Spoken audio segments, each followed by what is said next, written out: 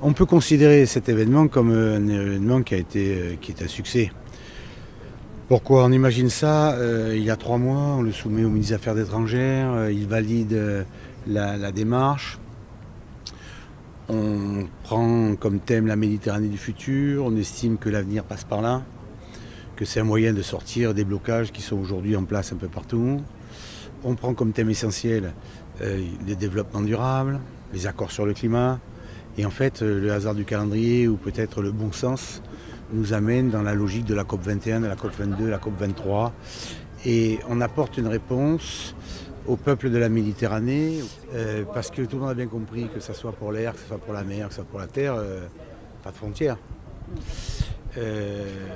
Donc ce message international envoyé par les Nations Unies, ce soutien politique et financier de l'Europe, ces organisations comme l'UPM, on a aujourd'hui, grâce à la puissance de la région Provence-Alpes-Côte d'Azur, le moyen de fédérer les énergies, de faire des diagnostics.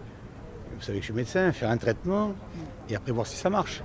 Et donc aujourd'hui c'est l'acte 1, c'est le diagnostic, mise en place des traitements sous peu et on verra le résultat dans moins d'1 an. Donc on a donné la possibilité aussi à un grand nombre de personnalités ici de s'exprimer, qu'ils soient chercheurs, penseurs, philosophes, professeurs, entrepreneurs, politiques, pour donner leurs sentiments sur l'évolution de ce bassin, ou historiens. Et je crois que c'était plutôt passionnant. Le ministre des Affaires étrangères m'a donné des pistes supplémentaires et des propositions que lui-même a offert à la région Provence-Alpes-Côte d'Azur, à moi de les étudier avec ma majorité pour voir ce qu'on va en faire. Et je verrai la semaine prochaine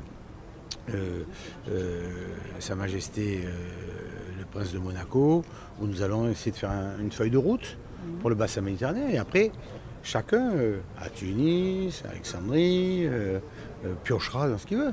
S'il veut rien, il prendra rien. S'il veut, il pourra prendre un certain nombre de possibilités. Et c'est pas fait que pour les grandes villes, c'est fait pour toutes les communes, tous les villages, qui soient en bord de mer ou non, mais qui sont en fait reliés au bassin méditerranéen.